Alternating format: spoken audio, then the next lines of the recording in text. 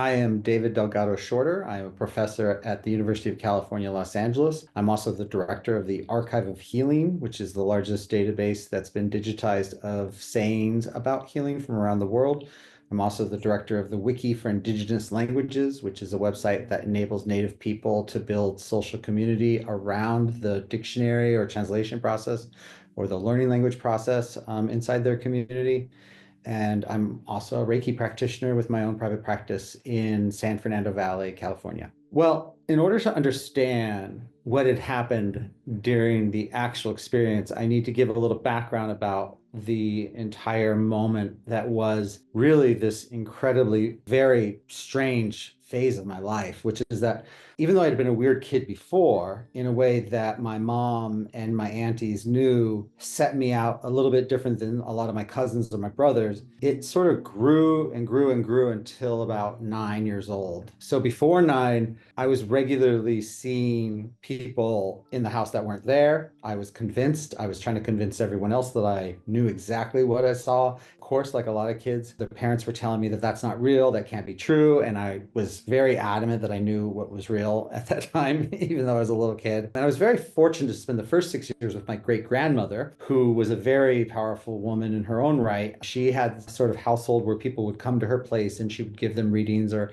talk about their dreams a lot. So I was, as a very early kid, already raised to know that dreaming was a powerful way of knowing the world. So then around nine, which is, you might want to say, when things started to take off for me, this became sort of solidified through me feeling like I was leaving my body at times, including laying in bed. I felt as if I was getting up out of bed and walking around the house or sort of moving 2 or 3 feet away and then looking around the room and then looking back at my body laying there. And that was something that I'm conscious of while it's happening as being, okay, this is odd. Then I would explain that to my mom the next day, who would be sort of by that point getting to a place where she could accept that I was just experiencing weird things and that maybe I was just a weird kid. So from 9 to 11, that really, you might want to say, leveled up to a different degree where my childhood friends were asking me to come to their house for sleepovers because I was the 9-year-old or the 10-year-old who could make seances work. I always had like the Bloody Mary sort of thing inside the bathroom, and somehow it always worked for me when I was there.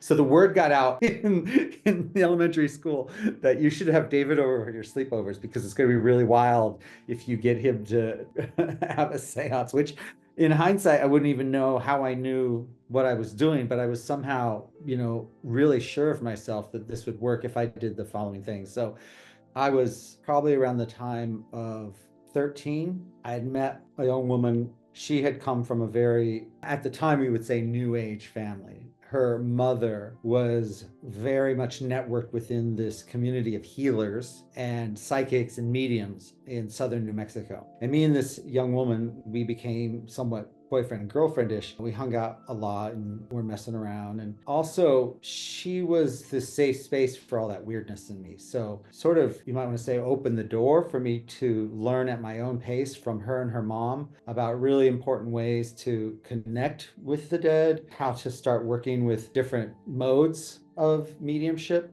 For example, cards, automatic writing, developing sort of homemade Ouija boards, that sort of stuff. So her relationship was really instrumental in me coming to a place where I felt less strange. Like at least there was another person who could understand this aspect of my life. And her mom at that point had gotten to a point with me personally. Her mom's relationship with me was one in which she started to ask if I wanted to go with her to meet some of these other healers. And in fact, say to me things like, I think they'd really like to meet you because of your abilities. And that was really strange for me, of course, at 13 or 14 to have a friend's mother sort of step in. She was one of many female mentors I would have in my life. The first one that wasn't family, that wasn't my blood. And so she had created a space in her house where I could talk about all this stuff and learn more. And it was there that, and in that house, when her mom gave me a book of, I think it was Robert Monroe's book, Journeys Out of the Body. And that's a fundamental book for many people for many decades. It's the person who later would sort of create the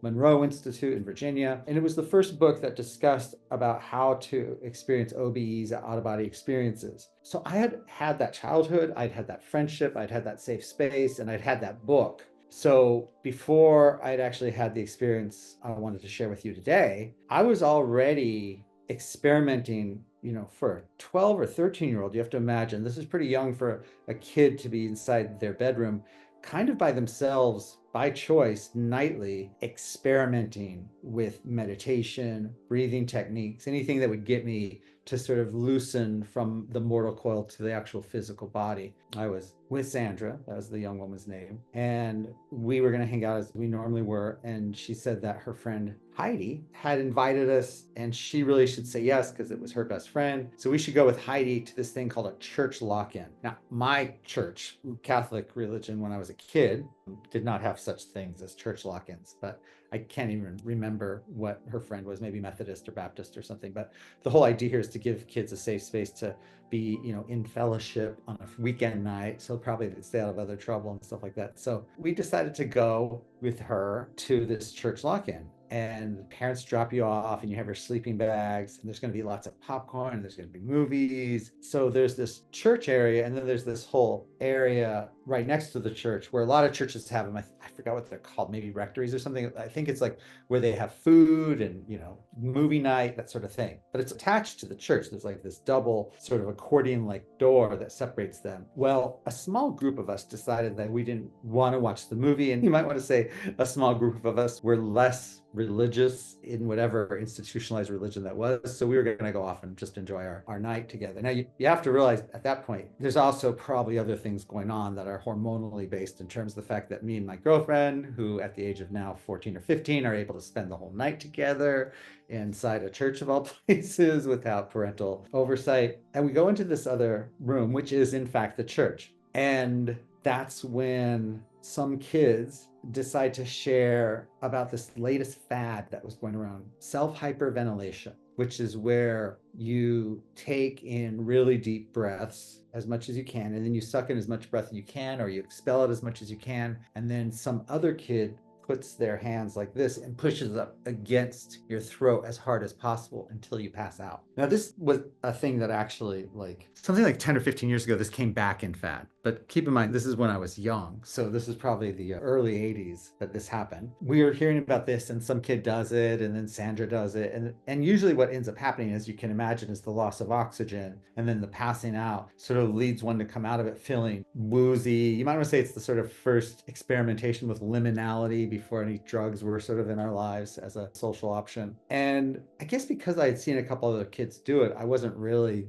worried about it. I didn't actually even think twice about it, really. But I decided to do it, which is in hindsight really symbolic that we then went up on Catholic. I'm assuming these are the right words for other religions. We went up on the altar, which is where the wall was. And I did the thing. I breathed down, bending over, and then I put my head back up against the wall. And then a kid, and I think it was Sandra, the person I was seeing at the time, she put her hands up against my throat so that she could cut off the air. And then you sort of know to release because the body's falling over. That's when you take your hands off and you sort of release when the body falls over, because obviously you want them to start getting their air back. So that's the last thing I remember at that moment was the hands against my throat until I passed out. I don't remember falling to the floor. I don't remember, according to other people, hitting the floor as hard as I did. But according to others, I hit the floor and I stopped moving. And instead of how it normally works with like maybe 5, 10 seconds, 15 seconds, I just laid there, I guess, for what slowly became a minute and a half, 2 minutes. And from their perspective, I'm out cold and not moving, not twitching,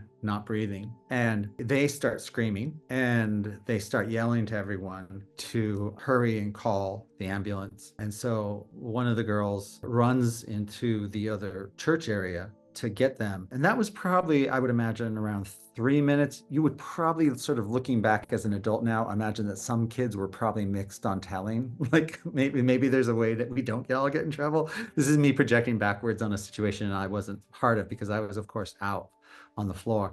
But the story as I received from the other kids in the room was that as she was just about to get to the accordion door and open it and call for help and get an ambulance from one of the parents, because back then there were only landlines, I started coming to, and they yelled back to her to come back really quickly because obviously they didn't want to get in trouble for what we had all been doing. Now, that wasn't my experience. That was their experience. My experience was completely different. So my experience was a type of diminishing of sound all around me. So I remember going up and I remember kids sort of laughing. And then I remember all the sound slowly sort of becoming, like someone's turning down the volume down all the way to zero. I only remember blackness and then the sound slowly getting down to zero. The next thing I remember was the feeling of levitating or floating and moving. And this was in blackness. Then inside that blackness of levitating and sort of feeling like there was nothing underneath me, I did feel instantaneously like there were other beings or entities or people around me in that blackness.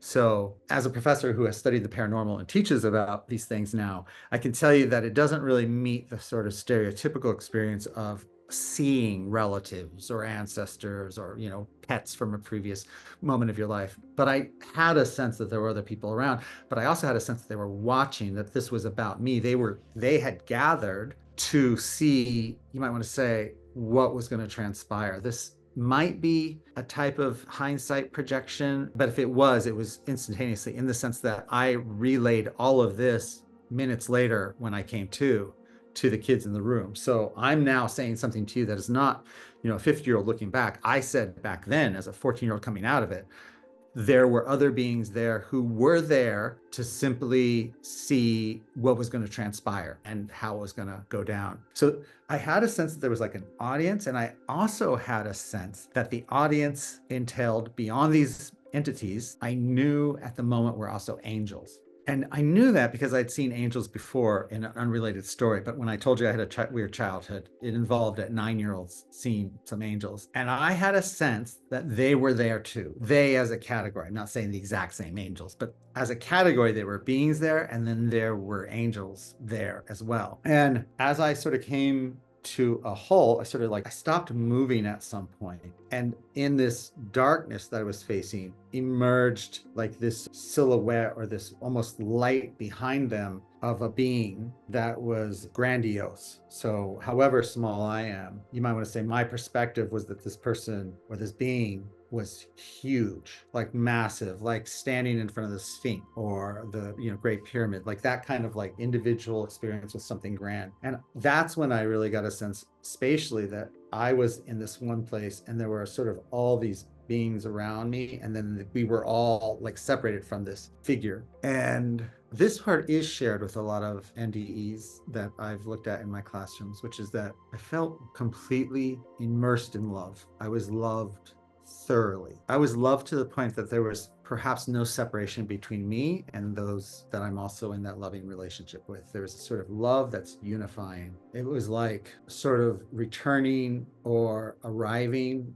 to some source, some cosmic source of life. That's not probably something the 14-year-old would have said in me afterwards. Keep in mind, I was a devout Catholic at the time. I probably used the word I have not used yet in this recording, which is God. But as the 14-year-old who was a Catholic, I'm sure I told those other kids I saw God, though that's not a word that I really use a lot now. But anyway, I did have this experience then of being happy, really at one, completely loved, and being told it's time to go back, and being crushed, just emotionally distraught that I would have to go back. And I won't say it was a hand, but it was like a force sort of pushing me back from this. And I got the sense that all those people who had gathered, or beings that had gathered, had been sort of gathered to see what that decision or what that encounter was going to be like, as if they didn't know, or maybe it was their being in that space that